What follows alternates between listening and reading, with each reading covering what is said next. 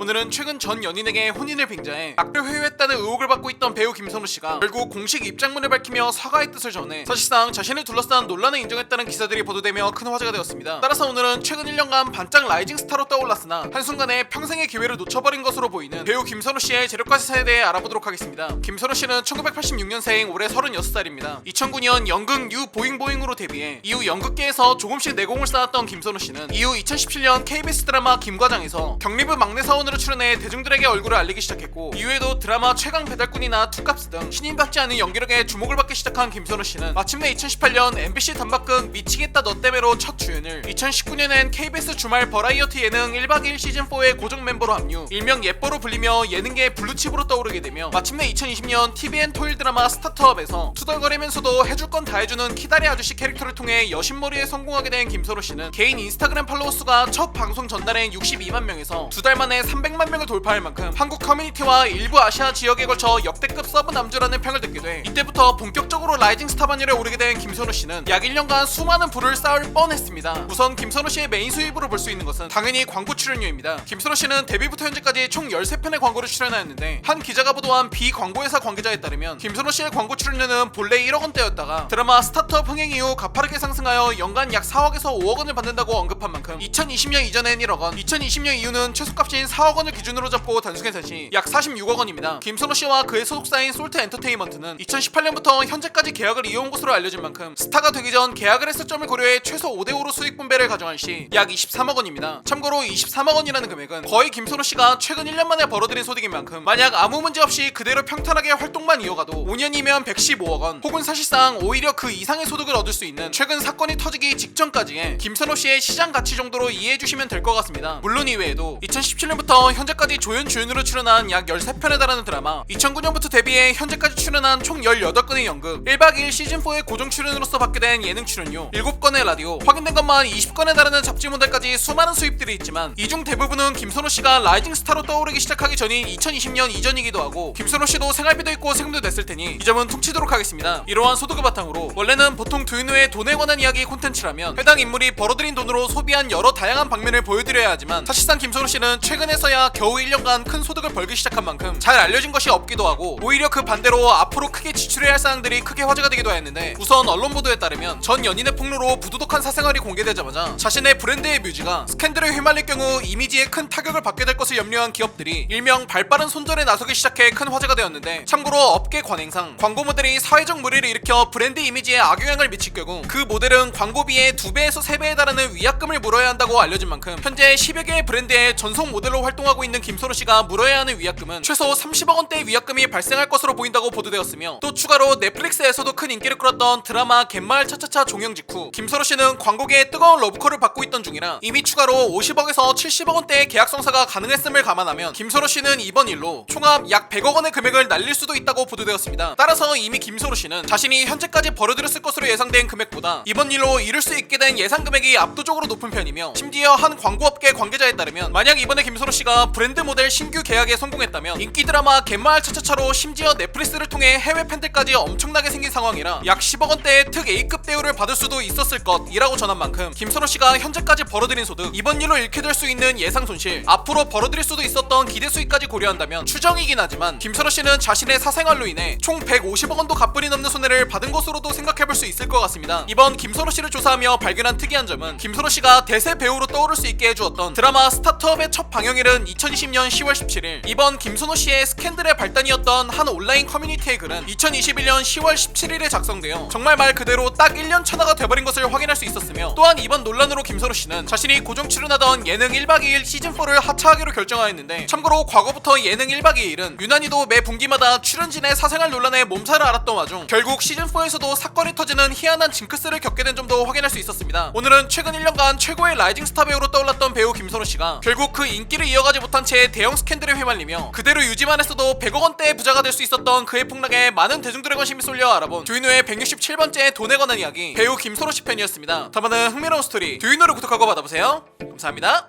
두인우의 돈에 관한 이야기에서 일반인의 출연 신청을 접수하고 있습니다. 장사로 성공을 거두어 보신 분, 사업에 남다른 능력이 있으신 분, 금수저 또는 흙수저로 태어나 남들과 다른 인생을 살고 있다고 생각하시는 분 등 다양한 돈에 관한 이야기에 적합하다고 생각하시는 모든 구독자님들의 사례들을 접수 중에 오니 많은 참여 바랍니다.